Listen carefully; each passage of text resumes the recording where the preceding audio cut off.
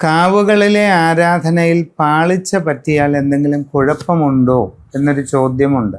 ഈ കാവുകളിലെ പ്രധാന ദേവതാസങ്കല്പം ഭൂമിയാണ്. ഒരു കാലഘട്ടത്തിൽ ആ കുടുംബാംഗം തന്നെയാണ് കേരളത്തിലെ കാവുകളിൽ പൂജ ചെയ്തിരുന്നത്. പുറമേ നിന്ന് ഒരാളെ വിളിച്ച് പൂജ ചെയ്യിക്കുന്ന ആ രീതി പിന്നീടാണ് തുടങ്ങുന്നത്. ഏറ്റവും ആരംഭ കാലഘട്ടത്തിൽ ഏതൊരു കുടുംബത്തിൻ്റെ വകയാണോ കാവ്, ആ കുടുംബാംഗം തന്നെയാണ് കാവിൽ പൂജ ചെയ്തിരുന്നത്. അന്ന് പ്രസക്തമായൊരു ശ്ലോകമുണ്ട്. ഭൂമൗ സ്ഖലിതപാദാനാം ഭൂമിരേവാവലംബനം ത്വയി ജാതാപരാധാനാം ത്വമേവ ശരണം ശിവേ.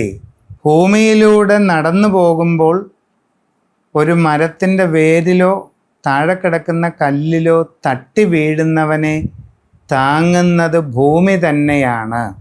ഭൂമൗ സ്ഖലിതപാദാനാം ഭൂമിരേവ അവലംബനം. ഭൂമിയിൽ നടന്നു പോകുമ്പോൾ കാല് തട്ടി വീണാൽ ഭൂമി തന്നെ താങ്ങും. ത്വയി ജാതാപരാധാനാം ത്വമേവ ശരണം ശിവേ.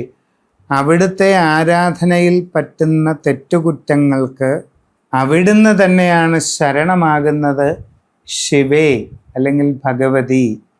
ഇപ്പം കാവിലെ ഭഗവതിയെ ആരാധിക്കുന്നതിൽ എന്തെങ്കിലുമൊക്കെ പോരായ്മകൾ വന്നാൽ ആ ഭഗവതി തന്നെ അത് പരിഹരിച്ചു കൊള്ളും.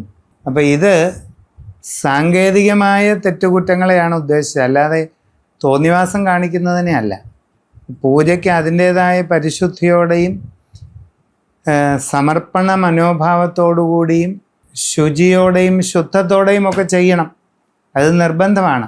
പിന്നെ അതിലെ താന്ത്രിക ക്രിയകളിലോ സാങ്കേതിക ക്രിയകളിലോ നമ്മുടെ ശ്രദ്ധക്കുറവ് കൊണ്ടോ അറിഞ്ഞോ അറിയാതെയോ എന്തെങ്കിലും ഒരു ചെറിയ എറർ, പോരായ്മ വന്നാൽ അത് ആ കാവിലെ ഭഗവതി തന്നെ ക്ഷമിച്ചുകൊള്ളും എന്നാണ് ആ പറഞ്ഞതിൻ്റെ അർത്ഥം.